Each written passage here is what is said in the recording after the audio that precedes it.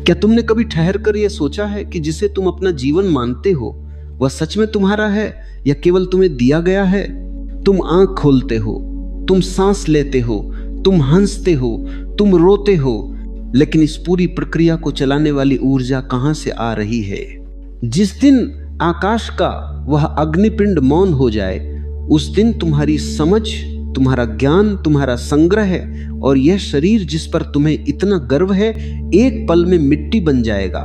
तुम कोई अलग सत्ता नहीं हो, तुम प्रकाश का ठोस हुआ रूप हो, तुम रोशनी की जमी हुई लहर हो। और जिस क्षण तुम्हें यह बोध हो जाएगा कि तुम्हारे हृदय की हर धड़कन उसी अनंत स्रोत की गूंज है, उसी क्षण तुम्हारा अहम पिघल जाएगा। प्राचीन ऋषियों ने जब पहली बार क्षितिज से उठती उस तेजस्वी गोलाई को देखा होगा तो उन्होंने उसे केवल आकाशीय पिंड नहीं माना, उन्होंने उसे आदित्य कहा, जिसका अर्थ है जो कभी समाप्त नहीं होता, जो निरंतर है। उन्होंने कहा सूर्य आत्मा जगतस्थ, अर्थात जो कुछ भी गतिमान है और जो स्थिर दिखाई देता है उसकी चेतना सूर्य से ही प्रवाहित है। लोग पूछते हैं परमात्मा कहाँ है? मैं कहता हूं जिसे खोजना है वह छिपा नहीं है। पहले उस प्रकाश को समझो जो हर क्षण तुम्हें जीवन दे रहा है। जो प्रत्यक्ष है उसे तुम देख नहीं पाते, तो जो अप्रकट है उसे कैसे जानोगे? यह विडंबना है कि मनुष्य ने सूर्य को देवता बना लिया, उसके आगे सिर झुका लिया, लेकिन उसके अर्थ को कभी नहीं पहचाना। वेदों ने सूर्य को हिरण्यगर्भ कहा, स्वर्ण बीज वह मूल कोख जहां से समूची सृष्टि प्रस्फुटित हुई। पूरा अस्तित्व उसी सुनहरी गर्भ से निकला है। अपने मूल स्वरूप में सूर्य केवल उजास नहीं है, वह सृजन की इच्छा है, वह संकल्प है, वह उसी परम चेतना का अंश है जो रूप लेकर पदार्थ में प्रकट हो गया है।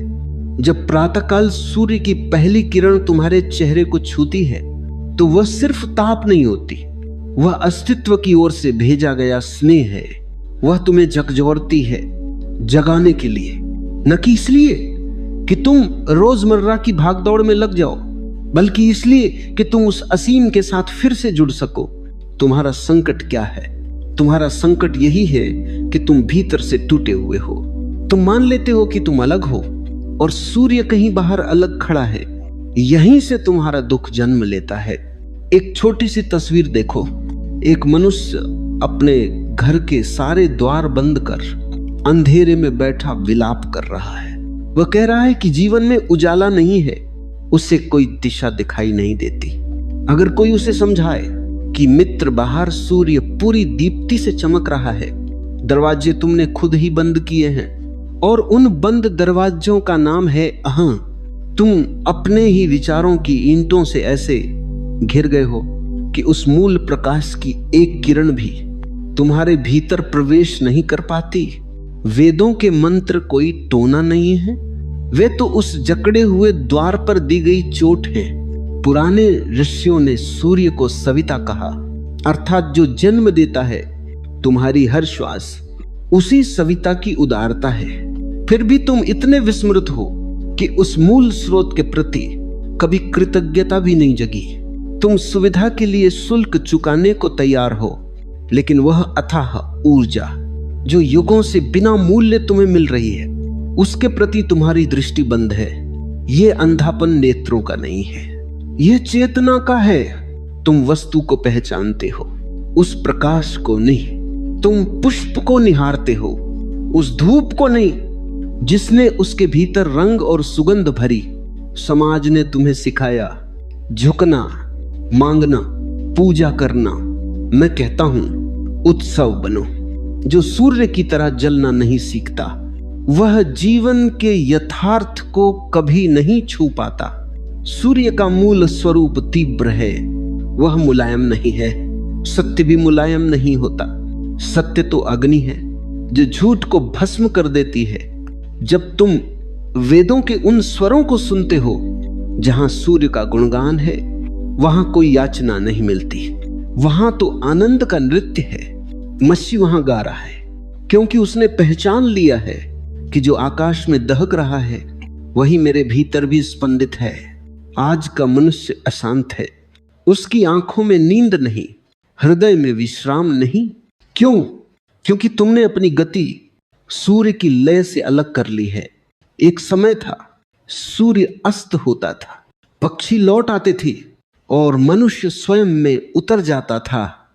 आज तुम नकली उजालों में आधी रात तक जागते रहते हो, और जब वह दिव्य ज्योति पूर्ण वैभव के साथ उगती है तब तुम खुद को ढक लेते हो। फिर तुम कहते हो शांति कहाँ है? शांति उसी ताल में है जिसे सूर्य संचालित करता है। एक कथा सुनो। एक राजा था, अत्यंत बलशाली। उससे लगा सब मेरे अधीन है, तो यह सूर्य कौन है जो मेरी आज्ञा के बिना उग आता है? उसने कहा एक ऐसी दीवार खड़ी करो जो सूर्य को रोक दे। दीवारें बनी और ऊंची और ऊंची, पर सूर्य तो आकाश में था, वो सबके ऊपर चमकता रहा। तब राजा ने सोचा मैं देखूंगा ही नहीं। उसने आंखें मूंद लीं। अब उसे लगा मैं जीत गया, क्योंकि मेरे लिए तो अंधेरा है। तुम भी उसी राजा जैसे हो। तुमने अपने विश्वासों, अपने घावों और अपनी शिकायतों से आंखें बंद कर ली हैं और सोचते हो कि प्रकाश नहीं है। वेदों में सूर्य केवल एक ग्रह नहीं है, उसे मित्र कहा गया है। सोचो, उस प्रचंड अग्नि को मित्र कहा गया, अर्थात अस्तित्व तुम्हारा शत्रु नहीं, वह तुम्हें जलाने नहीं, संवारने आया है। जैसे स्वर्ण अग्नि में तपकर कुंदन बनता है, वैसे ही मनुष्य सूर्य की ऊष्मा में तपकर निखरता है। लेकिन तुम बचना चाहते हो, तुम आराम चाहते हो, तुम तप से दूर भागते हो, और बिना तप के कभी कोई प्रकाशित नहीं हुआ। वेद कहते हैं सूर्य के उदय के साथ रोग और अंधकार लुप्त होने लगते हैं। इसका अर्थ यही है कि जहां प्रकाश होता है वहां अंधेरा ठहर नहीं सकता। तुम्हारे भीतर जो विकार हैं, क्रोध, लोभ, मोह, ये सब अंधकार के जीव हैं। ये तभी तक जीवित रहते हैं जब तक तुम्हारा होश सोया रहता है। जैसे ही सूर्य की तरह तेजस्वी चेतना तुम्हारे भीतर प्रकट होती है, ये सभी विकार अपने आप विलीन हो जाते हैं। जैसे सुबह होते ही ओस की बूंदें धूप में उड़ जाती हैं। तुम्हें अपने जीवन को फिर से उस मूल ऊर्जा से जोड़ना होगा। तुम्हें यह समझना होगा कि तुम केवल मिट्टी के बने साधारण पुतले नहीं हो। तुम्हारे भीतर उस ब्रह्मांडीय अग्नि का एक अंश धड़क रहा है जो पूरे अस्तित्व की ऊर्जा को अपने भीतर समेटे हुए है। जब तुम सुबह सूर्य को देखते हो तो यह मत सोचो कि तुम केवल किसी बाहरी पिंड को देख रहे हो। तुम वास्तव में अपने ही विराट स्वरूप को देख रहे हो। वह सूर्य तुम्हारा विस्तार है, तुम्हारा ही अंश है। जिस दिन यह दूरी समाप्त हो जाएगी तब तुम जानोगे तत्वमसि, कि जो बाहर है वही तुम स्वयं हो। लोग मुझसे पूछते हैं हम प्रार्थना कैसे करें? मैं कहता हूं सूर्य के सामने बस मौन खड़े हो जाओ। जब सूर्य की किरणें तुम पर पड़ती हैं तो वह केवल त्वचा को स्पर्श नहीं करती, वह तुम्हारे रक्त तक उतरती है, हड्डियों तक जाती है और तुम्हारे प्राणों तक फैलती है। उस स्पर्श को महसूस करना ही वास्तविक प्रार्थना है। शब्दों की कोई आवश्यकता नहीं। सूर्य शब्दों की भाषा नहीं जानता, वो केवल उपस्थिति की भाषा समझता है। प्रश्न ये नहीं है कि तुम क्या बोल रहे हो, प्रश्न यह है कि क्या तुम वहां पूरी तरह उपस्थित हो या तुम्हारा मन कहीं और भटक रहा है। यदि तुम सच में वहां हो तो तुम देखोगे कि धीरे धीरे तुम्हारी सारी परेशानियां जो तुम्हें बहुत बड़ी लगती थी उस विराटता के सामने नगण्य हो जाती हैं। सृष्टि का नियम सरल है, जो देता है वही बढ़ता है। सूर्य हर क्षण स्वयं को लुटा रहा है, वह निरंतर खाली हो रहा है ताकि तुम भर सको। और आश्चर्य यह है कि जितना वह देता है उतना ही अधिक जीवंत बना रहता है। तुम्हारा दुख यह है कि तुम पकड़ कर बैठते हो अपनी छोटी सी खुशी, अपने छोटे ज्ञान को मुट्ठी में बंद कर लेते हो। सूर्य तुम्हें खुलना सिखाता है, अपनी ऊर्जा को चारों ओर फैलाना सिखाता है। वह भेदभाव नहीं करता। ये फूल है तो प्रकाश दूं, ये कांटा है तो क्यों छोड़ दूं। उसका प्रकाश कांटे पर भी उतना ही गिरता है जितना गुलाब पर। यही समता है। जब तक तुम्हारे भीतर यह समता नहीं आती तब तक तुम धार्मिक नहीं हो सकते। धार्मिक होने का अर्थ केवल मंदिर जाना नहीं है। धार्मिक होने का अर्थ है सूर्य की तरह निष्पक्ष होना। तुम्हारी बुद्धि हमेशा चुनाव करती है, यह अच्छा, यह बुरा, यह मेरा, यह पराया। सूर्य के लिए कोई पराया नहीं, वह सबको प्रकाशित करता है क्योंकि वह स्वयं प्रकाश है। उसे प्रकाश देने के लिए प्रयास नहीं करना पड़ता, यह उसका स्वभाव है। तुम्हारे भीतर भी ऐसा ही स्वभाव छिपा है जो केवल देना जानता है, लेकिन वह कई परतों के नीचे दबा है।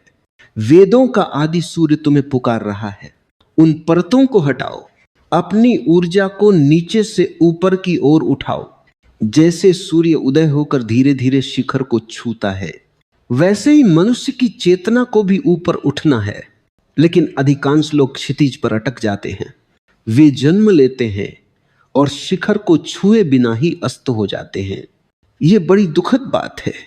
तुम्हें यह जीवन उस शिखर को छूने के लिए मिला है, उस प्रखरता को जानने के लिए जो तुम्हें मृत्यु के पार ले जा सके। क्योंकि प्रकाश कभी मरता नहीं। शरीर बुझ सकता है, लेकिन वह ज्योति जो सूर्य से आई है वह अंततः उसी में विलीन हो जाती है। तुम एक लहर हो जो प्रकाश के महासागर से उठी है। लहर डरती है कि मैं मिट जाऊंगी, लेकिन जिस दिन वो जान ले कि वह स्वयं सागर है, सारा भय समाप्त हो जाता है। सूर्य की कथा वास्तव में तुम्हारी ही कथा है। यह तुम्हारी आत्मा की यात्रा है, अंधकार से प्रकाश की ओर। तमसो मां ज्योतिर्गमय। यह कोई याचना नहीं है, यह एक स्वाभाविक आकर्षण है। जैसे बीज मिट्टी के अंधेरे को चीरकर सूर्य की ओर बढ़ता है, वैसे ही तुम्हारे भीतर का प्राण उस परम प्रकाश की ओर बढ़ रहा है। बाधा केवल तुम्हारी पकड़ है। इस पकड़ को छोड़ दो, उस विराट ऊर्जा को अपने भीतर बहने दो।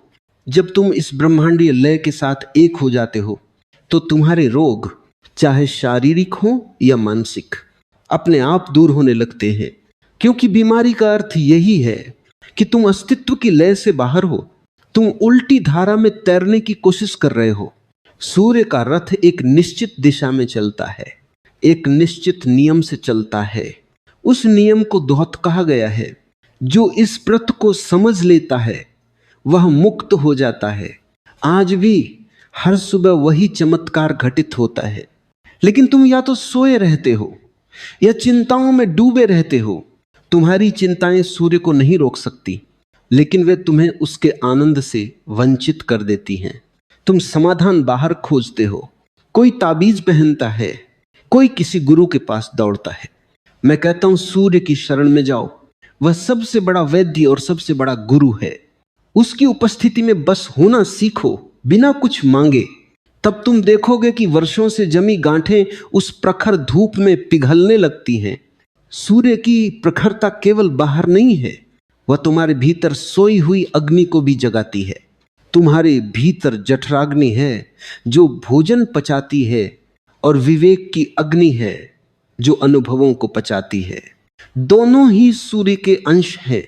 यदि सूर्य न हो तो तुम कुछ भी पचा नहीं पाओगे, न भोजन न जीवन।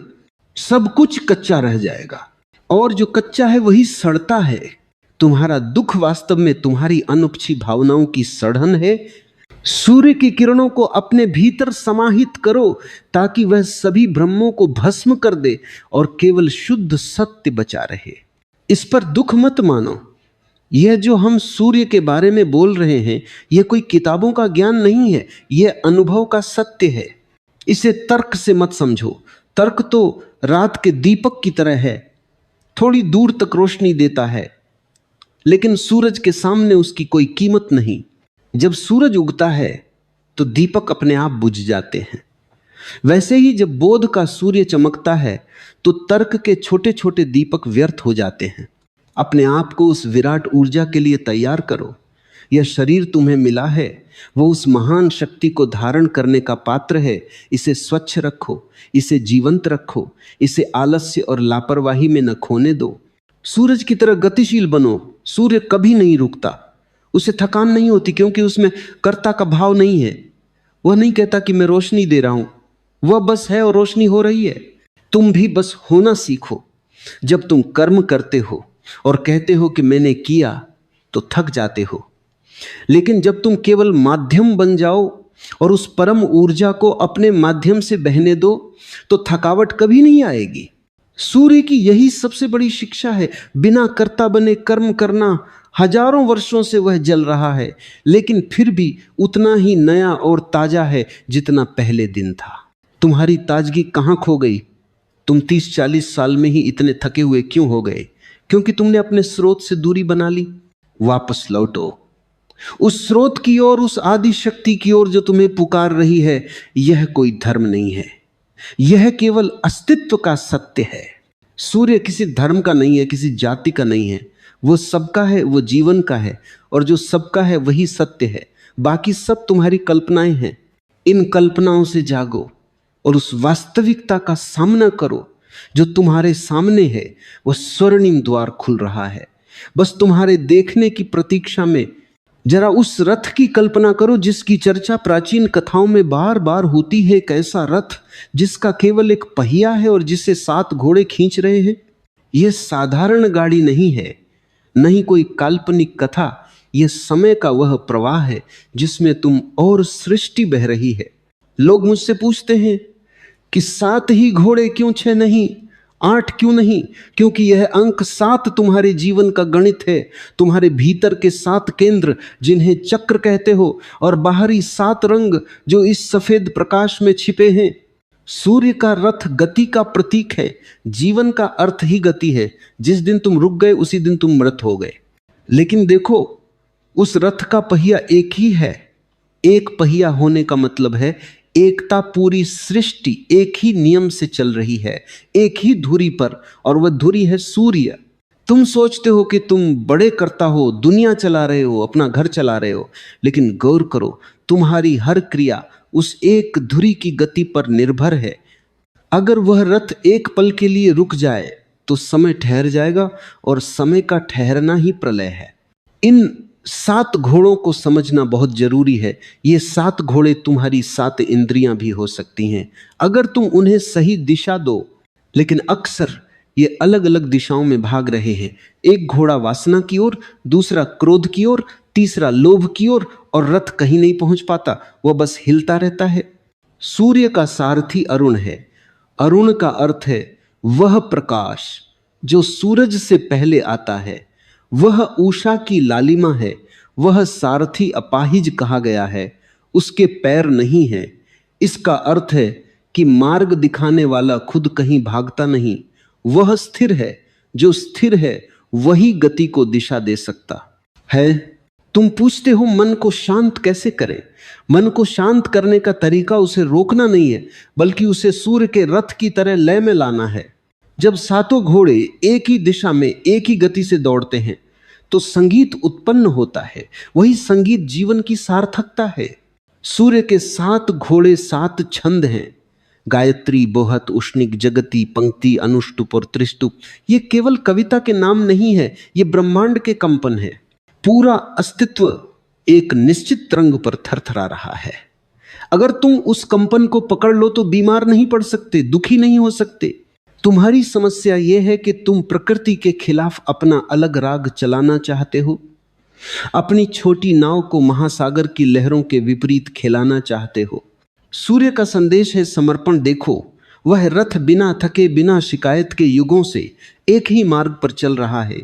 क्या तुमने कभी सूरज को उदास देखा? क्या कभी सुना कि सूरज का मन नहीं है, निकलने का नहीं? वहां स्वभाव है, वहां कोई चुनाव नहीं है।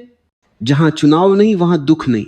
दुख केवल वहीं उत्पन्न होता है जहां तुम कहते हो कि ऐसा होना चाहिए, वैसा नहीं। एक आदमी मेरे पास आया, कहा मुझे बहुत तनाव है। मैंने पूछा क्या तुमने कभी सूर्योदय देखा? उसने कहा नहीं, मैं सोता रहता हूं। मैंने कहा यही तुम्हारी बीमारी है। तुम उस ऊर्जा के स्वागत के समय अनुपस्थित हो जो तुम्हारे तनाव को सोख सकती थी। ये 7 घोड़ों की दार्शनिक व्याख्या तुम्हें समझाने के लिए है कि तुम्हारी ऊर्जा के 7 स्तर है। शरीर सबसे निचला और आत्मा सबसे ऊंचा। सूर्य की किरणें जब इन 7 स्तरों से गुजरती हैं तभी जीवन का इंद्रधनुष बनता है। अगर केवल शरीर के स्तर पर जी रहे हो तो एक ही रंग जान पाओगे, तुम जीवन की बहुरंगी महिमा से वंचित रह जाओगे। लोग मंदिर में जाकर सूर्य की प्रतिमा के सामने झुकते हैं, वह ठीक है लेकिन पर्याप्त नहीं है। तुम्हें उस रथ पर सवार होना होगा। सवार होने का मतलब है जीवन की बागडोर परम चेतना के हाथ में सौंपना। जब तक तुम सारथी बने रहोगे, परेशान रहोगे क्योंकि रास्ता नहीं पता, तुम्हें नहीं पता कि कल क्या होने वाला है, लेकिन उस विराट सारथी को सब पता है। वो जानता है किस मोड़ पर मुड़ना है और कहां रुकना है। जब तुम अपने 7 घोड़ों की लगाम उसे दे दोगे, उस दिन जीवन का सारा संघर्ष खत्म होगा। फिर तुम भी सूर्य की तरह चमकोगे, दौड़ोगे नहीं। ये 7 घोड़ों वाली गाड़ी तुम्हारे शरीर का नक्शा भी है, रीढ़ की हड्डी धुरी है, और 7 चक्र वे केंद्र हैं जहां सूर्य की ऊर्जा बदलती है। जब सूर्य की रोशनी शीर्ष पर पड़ती है, सहस्त्रार जागृत होता है, लेकिन तुम अपनी ऊर्जा को केवल काम के केंद्र तक सीमित रखते हो। तुम रथ को कीचड़ में फंसा रहे हो। सूर्य तुम्हें पुकार रहा है, ऊपर उठो, प्रकाश की ओर बढ़ो, मिट्टी से निकलकर आकाश की ओर देखो। सोचा है क्यों ये घोड़े सफेद हैं? सफेद रंग शुद्धता का प्रतीक है और इसमें सारे रंग समाहित हैं। जब सारी कामनाओं को एक शुद्ध संकल्प में मिला देते हो, जीवन भी सफेद हो जाता है, उसमें कोई दाग नहीं रहता। सूर्य का दर्शन तुम्हें शुद्धता सिखाता है, नैतिकता नहीं। समाज की बनाई चीज बदलती रहती है, शुद्धता नैसर्गिक है। जैसे अग्नि शुद्ध है वैसे ही सूर्य शुद्ध है। वह गंदगी पर भी चमकता है लेकिन गंदा नहीं होता, समूह पर भी रोशनी डालता है लेकिन अपवित्र नहीं होता। यही अनासक्ति है जो सीखनी है। तुम थोड़े सुख में बहते हो, थोड़े दुख में टूटते हो। तुम सूर्य की तरह क्यों नहीं हो जो सबको प्रकाशित करता है, किसी से नहीं जुड़ता देता है पर एहसान नहीं जताता? वह साक्षी है, देख रहा है, सब कुछ पाप भी देख रहा है, पुण्य भी, लेकिन प्रभावित नहीं होता। सब उसके लिए समान है। जब तुम्हारी दृष्टि भी ऐसे द्वंद्वों के पार देख सकेगी तब तुम भी रथ के स्वामी बन जाओगे। समाज सिखाता है कि तुम व्यक्ति हो, मैं कहता हूं तुम धारा हो, उस विराट प्रवाह का हिस्सा हो जिसे सूर्य चला रहा है। तुम्हारे पीछे पूरी कायनात की ताकत है, बस तुम्हें उस ताकत के साथ अपनी लय मिलानी है। जब तुम प्रकृति के साथ तालमेल बिठाते हो तो तुम पाते हो कि तुम्हारी ऊर्जा कई गुना बढ़ गई है। फिर तुम काम नहीं करते, काम तुम्हारे माध्यम से होने लगता है। एक और गहरी बात समझो, सूर्य का रथ कभी पीछे नहीं मुड़ता, वह निरंतर आगे बढ़ता है। मनुष्य ही एकमात्र ऐसा प्राणी है जो अतीत में जीता है। तुम कल की यादों को पकड़कर बैठे रहते हो, तुम पुरानी चोटों को सहलाते रहते हो, तुम उस रथ से नीचे गिर गए हो। सूर्य तुम्हें सिखाता है वर्तमान। हर सुबह एक नया जन्म है। सूर्य पिछली रात के अंधेरे का बोझ लेकर नहीं उगता, वह हर बार उतना ही नया होता है। क्या तुम हर सुबह इतने नए होकर उठ सकते हो? क्या तुम कल की कड़वाहट को रात की राख के साथ छोड़ सकते हो? अगर तुम यह कर सको तो ही तुम सूर्य के उपासक कहलाने के हकदार हो। लोग पूछते हैं कि सूर्य को जल देने से क्या होगा, पानी के उस लौटे से सूर्य को क्या फर्क पड़ेगा? उसे तुम्हारे पानी की जरूरत नहीं है। उस जल की धारा के माध्यम से तुम अपने भीतर के 7 घोड़ों को शांत करने की कोशिश कर रहे थे। तुम्हारे जीवन की गाड़ी तभी तक सुरक्षित है जब तक लगाम कसकर पकड़ी गई है। और लगाम किसके हाथ में है? अगर लगाम तुम्हारे अहंकार के हाथ में है तो खाई में गिरना निश्चित है, क्योंकि अहंकार अंधा होता है, उसे केवल अपनी जिद दिखती है। लेकिन अगर लगाम बोध के हाथ में है तो तुम उस दुर्गम रास्ते पर भी आसानी से निकल जाओगे जहां दूसरे लोग भटक जाते हैं। सूर्य का रथ एक ऊंचे मार्ग पर चलता है, वह जमीन की धूल में नहीं फंसता। तुम्हें भी अपने विचारों के स्तर को थोड़ा ऊंचा उठाना होगा। छोटी छोटी बातों पर लड़ना, छोटे छोटे लालच में पड़ना, ये उस व्यक्ति को शोभा नहीं देता जिसके भीतर सूर्य का अंश है। याद रखना, सूर्य का कोई शत्रु नहीं है, केवल वह है जो उससे मुंह मोड़ लेता है। जो मुंह मोड़ लेता है उसके लिए वह अंधकार बन जाता है, जो उसकी ओर देखता है उसके लिए वह प्रकाश बन जाता है। तुम अपनी समस्याओं का समाधान खोजने के लिए दुनिया भर में भटकते हो, जबकि समाधान तुम्हारी आंखों के सामने है। बस अपनी दृष्टि बदलो, उस विराट रथ की गति को महसूस करो। यह जो समय बीत रहा है यह तुम्हें तुम्हारी मृत्यु की ओर नहीं बल्कि तुम्हारी पूर्णता की ओर ले जा रहा है, बशर्ते तुम उस रथ पर सही ढंग से सवार हो। जीवन एक अवसर है उस प्रकाश के साथ नृत्य करने का। 7 घोड़े यानी तुम्हारी 7 ऊर्जाएं जब नृत्य करती हैं तो एक महोत्सव पैदा होता है। उस महोत्सव का नाम ही आनंद है। सूर्य कभी दुखी नहीं होता क्योंकि वह सदा उत्सव में है, वह सदा सृजन में है। तुम जब कुछ सृजन करते हो तो तुम सूर्य के करीब होते हो। जब तुम विनाश करते हो, जब तुम नफरत करते हो तो तुम सूर्य से बहुत दूर चले जाते हो।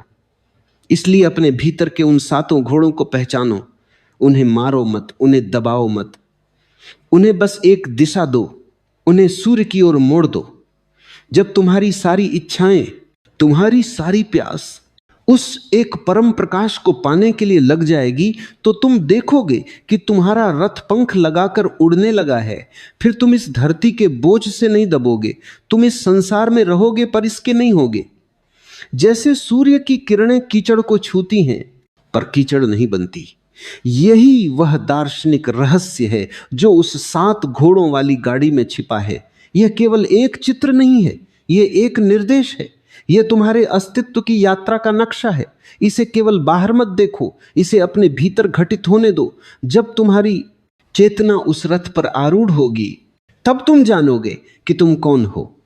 तब तुम जानोगे कि तुम कभी जन्मे ही नहीं और तुम्हारी कभी मृत्यु नहीं होगी। तुम तो वह सनातन प्रकाश हो जो समय के इस रथ पर सवार होकर अनंत की यात्रा पर निकला है। शब्दों के पीछे जो शक्ति छिपी है उसे तुमने कभी पहचाना नहीं। तुम मंत्रों को केवल रटना जानते हो, जैसे कोई तोता रट लेता है, लेकिन मंत्र कोई कविता नहीं है। मंत्र तो एक कुंजी है उस ताले को खोलने के लिए जिसे तुमने सदियों से अपने भीतर लगा रखा है। आज हम उस महामंत्र की बात करेंगे जिसे आदित्य हृदयम कहा जाता है। इसका नाम ही देखो, आदित्य यानी सूर्य और हृदयम यानी उसका केंद्र, उसका प्राण। यह केवल भगवान राम की विजय की गाथा नहीं है, यह तुम्हारे भीतर के उस मरे हुए आत्मविश्वास को पुनर्जीवित करने का विज्ञान है। सोचो, जब मर्यादा पुरुषोत्तम राम भी युद्ध के मैदान में हताश खड़े थे, जब रावण जैसी विशाल नकारात्मक शक्ति के सामने उन्हें भी एक पल के लिए लगा कि मार्ग कठिन है, तब अगस्त्य मुनि ने उन्हें इस रहस्य की दीक्षा दी। उन्होंने ये नहीं कहा कि तुम और सेना बुला लो, उन्होंने ये नहीं कहा कि तुम हथियार बदल लो, उन्होंने कहा सूर्य की उपासना करो, क्योंकि जब भीतर का सूर्य जग जाता है तो बाहर का रावण अपने आप घुटने टेक देता है। कर सको, ये सारा ब्रह्मांड एक अद्भुत संगीत है और सूर्य उस संगीत की प्रधान धुन है। अपनी धड़कन को उस धुन के साथ ताल मिलाओ, फिर कोई द्वंद्व नहीं बचेगा, कोई सवाल नहीं बचेगा, केवल एक अनंत शांति और एक अपार प्रकाश बचेगा। उस प्रकाश में तुम महसूस करोगे कि तुम और वह सूर्य अलग नहीं हो, तुम वही हो। हम वही मैं हूं जो वहां है वही यहां है, जो उस विराट में है वही इस छोटे में है। इस प्रकाश को अपने भीतर समेट कर रखो, इसे केवल जानकारी मत बनने दो, इसे अपना अनुभव बनने दो। जब तुम यहां से जाओ तो तुम्हारी आंखों में सूरज की एक चमक होनी चाहिए, तुम्हारे हृदय में उस आदि पुरुष की एक धड़कन होनी चाहिए और तुम्हारे जीवन में वह प्रखरता होनी चाहिए जो दूसरों के अंधकार को भी दूर कर सके। तुम खुद एक सूर्य बन जाओ, अपने लिए भी और इस संसार के लिए भी। यही मानव होने का वास्तविक अर्थ है। सूर्य अस्त हो रहा है ताकि कल वह नई ऊर्जा और ताजगी के साथ फिर से प्रकट हो सके। तुम भी हर क्षण पुराने को विदा करो ताकि हर क्षण तुम नए बन सको। नया होना ही धर्म है, नया होना ही चेतना है। उस परम प्रकाश को मेरा प्रणाम जो तुम्हारे भीतर छिपा है और तुम्हारे जागने की प्रतीक्षा कर रहा है।